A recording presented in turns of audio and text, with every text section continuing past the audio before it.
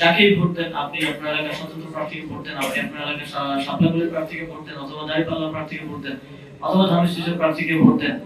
Vote যাকেই দেন আপনি ভোটটা দিতে আসবেন।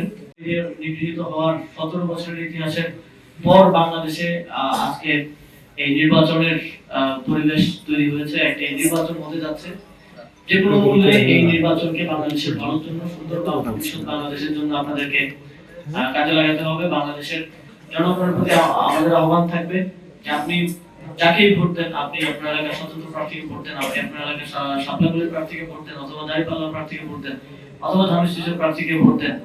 ভোট যাকেই দেন আপনি ভোটটা দিতে আসবেন, কেন্দ্রে এসে আপনার ভোটাধিকার প্রয়োগ করবেন। দীর্ঘ 18 বছর যে আপনি আপনার ভোটাধিকার প্রয়োগ করতে না পারার কারণে প্রত্যেকটি পরিবার, প্রত্যেকটি মানুষকে এর খারাপ দিকটা কিন্তু দেখতে হয়েছে, প্রত্যেকটি মানুষকে এর ভুক্তভোগী হতে হয়েছে।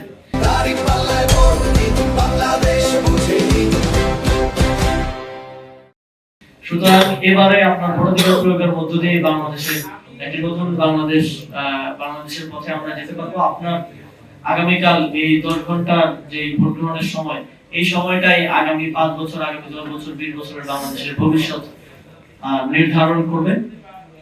সুতরাং অবশ্যই আপনাদের ভোটাধিকার প্রয়োগ করতে আসবেন, এবং বিশেষ করে যারা 4 কোটি তরুণ ভোটার আছেন তাদেরকে নিশ্চিত করতে হবে শুধুমাত্র নিজের ভোটটা দিলে হবে না, নিজের ভোটটা দিতে হবে এবং নিশ্চিত করতে হবে আপনার পরিবারের বাকি সদস্যরাও, আপনার পাড়া প্রতিবেশীরাও যাতে তাদের ভোটাধিকার নিশ্চিত করতে পারেন, তারা যেন ভোট দিয়ে কেন্দ্র থেকে ফিরে যেতে পারেন। সেটা নিশ্চিত করাটা দলমত নির্বিশেষে আমাদের সকলের দায়িত্ব। আমাদের প্রত্যাশা থাকবে আপনারা সেই দায়িত্ব পালন করবেন। তাদের বায়াস অবস্থান সেদিকে তারা ফিরে যাচ্ছে, এবং আজকে সারাদিনের অ্যাক্টিভিটিতে আমরা দেখছি যে তারা তাদের পূর্ববর্তী যেভাবে তারা একটা নির্দিষ্ট দল বা গোষ্ঠীকে সহযোগিতা করতো সেই ধরনের কার্যক্রম চালাচ্ছে, এবং তাদের বিভিন্ন ডিসইনফরমেশনকে প্রপাগেট করতে সহযোগিতা করছেন। আমরা 5 আগস্টের আগে দেখেছি যে মিডিয়া হাউসগুলো এক ধরনের দখল এবং শেখ হাসিনার লেসপেন্সারি কার্যক্রমে তারা নিয়োজিত ছিল। আমরা দেখেছি যে গোয়েন্দা সংস্থা যে হেডলাইন, যে শিরোনাম দিত সেটাই দেখানো হতো। কিন্তু 5 আগস্টে আমরা দেখেছি যে এই মিডিয়ার উপর সম্পূর্ণ দখল দিয়েও কিন্তু বাঁচা যায়নি। মানুষের জনপ্রতিরোধের কাছে তাদের এই কোনো মেকানিজম কিন্তু কাজ করেনি, এবং মানুষ সোশ্যাল মিডিয়া দিয়ে এবং অনেকটা মেইনস্ট্রিম মিডিয়াকে পাশ কাটিয়ে মানুষ রাজপথে নেমে এসেছে, এবং তার মধ্য দিয়ে সত্য প্রচার করেছে।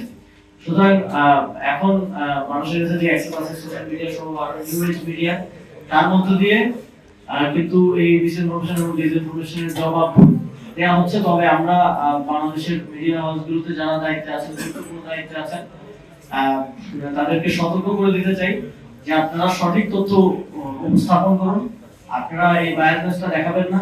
5 আগস্টের পরে আমরা যথেষ্ট ধৈর্য ধরেছি, আমরা যথেষ্ট ছাড় দিয়েছি 5 আগস্ট পূর্ববর্তী আপনাদের অবস্থানের কারণে, আপনাদের লেসপেন্সারের কারণে, কিন্তু এবারের নির্বাচনের পরে কিন্তু সেই ছাড় দেওয়া হবে না।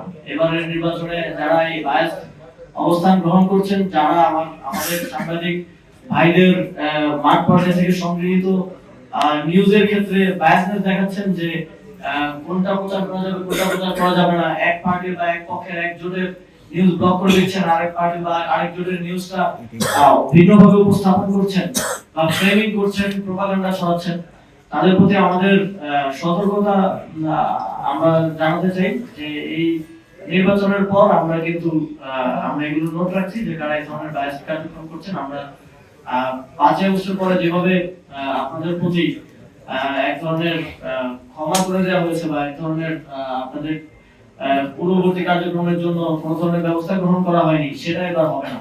আমরা দেখেছি যে বিভিন্ন বড় বড় হাউসের সম্পাদকরা বলেছেন যে ডিজিএফ এর টোটকা দিয়ে তারা 5 আগস্টের আগে নিউজ করেছে। তো এখন নির্বাচনের আগে যদি আপনারা একই জিনিস করেন, কোনো নির্দিষ্ট পার্টি বা এজেন্সি দ্বারা প্রভাবিত হয়ে পক্ষপাতিত্ব করেন, তাহলে এটার জবাব 12 ফেব্রুয়ারি পরে আপনাদেরকে দিতে হবে।